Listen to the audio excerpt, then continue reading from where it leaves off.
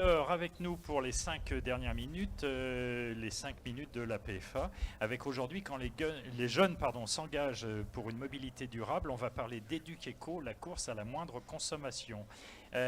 Ont bien voulu participer, je vais y arriver à cette émission, Jean-Paul Chassin, président de l'association AD3E qui porte le challenge EducEco depuis 8 ans. On en parlera parce que c'est quelque chose que je connais assez bien, je connaissais son aîné et vraiment je trouve ça très très intéressant. Philippe Mindru qui est, on a dit tout à l'heure chef de département, mais c'était pas ça, chef du lycée de la Jolivrie, donc vous rétablissez la vérité. Dites-nous votre titre exact. Donc moi je suis enseignant au lycée de la Jolivrie et responsable des projets Microjoule, Polyjoule et CityJoule et compétiteur des courses énergétiques depuis 30 ans. On va y revenir. Maureen Tarr, vous avez plusieurs casquettes. Vous êtes ingénieur Polytech Nantes et vous êtes également un pilote victorieux, me semble-t-il, puisque vous avez gagné cette année ce challenge.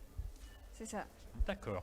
Et enfin, Fabien Pocard, vous avez un BTS MCI, vous êtes étudiant de la Jolivrie et vous apparteniez également à cette équipe vainqueur. Exactement, oui. D'accord. Donc, le challenge EducEco, pour ceux qui ne connaîtraient pas, je vais caricaturer un petit peu, c'est ces drôles de véhicules qu'on a pu voir sur les images derrière nous. Ces drôles de véhicules avec des roues de bicyclette, une carrosserie polyester où la plupart du temps, ceux qui les pilotent sont allongés soit sur le dos, soit pour les moins confortables sur le ventre, et qui sont capables de faire plusieurs milliers de kilomètres avec 1 litre de carburant. Alors, après, on extrapole, c'est-à-dire que vous faites, je ne sais plus, une vingtaine de kilomètres ou quelque chose de genre, et après, en fonction de la consommation, on extrapole et on dit, on est capable de faire tant de kilomètres, et je ne sais plus où on en est, j'ai levé le pied un petit peu, mais la dernière fois que je m'y intéressais, on était à 3500, 3800 kilomètres, quelque chose comme ça. Oui, cela dépend du vecteur d'énergie. Oui, c'est clair, parce qu'en plus, on va y revenir, mais toutes les énergies sont représentées, les énergies alternatives, il y a de l'hydrogène, il y a de l'électricité, il y a un petit peu tout. Je crois que ça regroupe 100 équipes françaises et étrangères, 1000 élèves et étudiants, 200 enseignants et 3 jours de compétition urbaine. Et ça se passe à Valenciennes depuis, alors est-ce que c'est depuis le début ? Depuis une année, ça sera la 2e édition cette année à Valenciennes. Ça sera la 2e édition à Valenciennes. Éclairez-nous alors, Jean-Paul Chassin, éclairez-nous, dites-nous-en un petit peu plus. Oui, alors le challenge EducEco, c'est une compétition avant tout qui est offerte à des élèves ou à des étudiants, qui est en phase avec les directives nationales concernant la notion d'interdisciplinarité et d'échange avec la profession, qui invite les étudiants et les élèves à concevoir, à fabriquer et à piloter un véhicule le jour de la compétition, le challenge EducEco. Oui, ça c'est l'aspect qui, moi, me paraît exemplaire, c'est-à-dire qu'on permet à des lycéens, à des étudiants de toucher du doigt la réalité, c'est-à-dire que c'est pas juste un programme abscon, comme ça on dit tiens, on va fabriquer un petit prototype, mais après on va se confronter à la réalité, on va sur la piste, on est opposé à d'autres équipes, et il y a l'esprit d'équipe, le fait de passer de la théorie à la réalité, et à chaque fois que j'ai pu assister à ces épreuves, moi c'est un projet que je trouve exemplaire. Il faut apporter la preuve que ça marche. Magnifique. Maureen, alors, vous êtes la pilote, en plus de votre titre universitaire. Comment les jeunes vivent ce projet ? Ça doit être un petit peu pesant, parce que quand on a bossé pendant 1 an pour mettre au point un véhicule et qu'ensuite tout repose sur vos épaules, si jamais vous crachez le véhicule au 2e tour ou quelque chose comme ça, ça pose problème. Oui, voilà, c'est un projet un peu impressionnant qui touche beaucoup de jeunes et aussi plusieurs pays, comme vous l'avez dit. En effet, c'est un projet qu'on prépare sur toute une année. Donc, comme si on fabriquait la voiture de A à Z, donc on travaille sur la technique, on travaille sur les méthodes numériques, on a aussi des responsables de communication.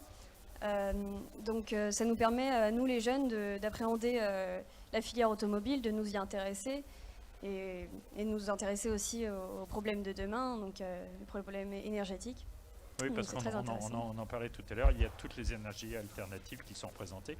Et je pense même qu'au tout début, ça a posé problème dans la mesure de la performance. Pour certains carburants comme l'hydrogène ou des choses comme ça, les méthodes d'analyse n'étaient pas forcément au point, les équivalences entre les différents carburants pas forcément au point.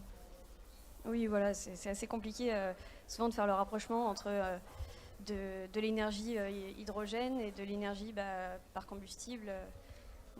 D'accord, l'énergie électrique. Excusez-moi de vous interrompre, je pensais que vous aviez terminé. On va poser la question à Philippe Mindru. Donc vous, en tant qu'enseignant, en tant que professeur, si je me souviens bien, la Jolivry, vous avez construit des étagères spécifiques pour aligner toutes les coupes que vous avez récoltées. C'est quoi, ces 20 dernières années? Alors c'est un challenge qui a 30 ans. Oui. On est premier mondial depuis 1992 en ayant battu Honda en Angleterre. Oui. Et on a aujourd'hui à peu près les records du monde de toutes les énergies et de toutes les catégories.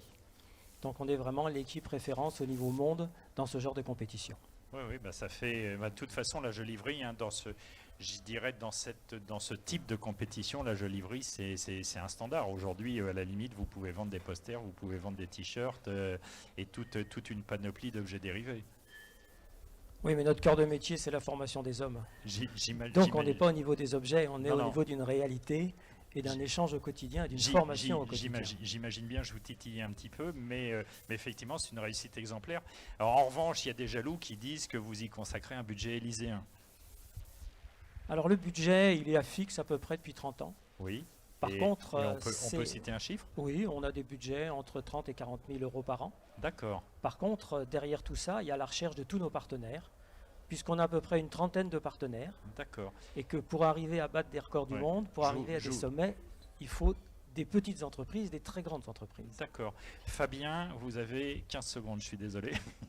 donc dites-nous, vous apparteniez à l'équipe et comment ça se passe? Exactement, donc je voulais juste dire, moi, pour faire court, en dehors des records, c'est surtout une réussite collective entre nous, donc le but c'est déjà ça au début. Un très beau projet éducatif. Exactement. Ok. Voilà. Merci beaucoup, je suis désolé, c'est très court. Pour ceux qui voudraient prolonger, je rappelle le site planetauto.com, que je l'ai déjà dit, je me répète, qui fourmille d'informations, qui permet d'aller beaucoup plus loin et qui permet à ceux que ça passionne de creuser un petit peu plus le sujet. Merci, bonne fin de journée.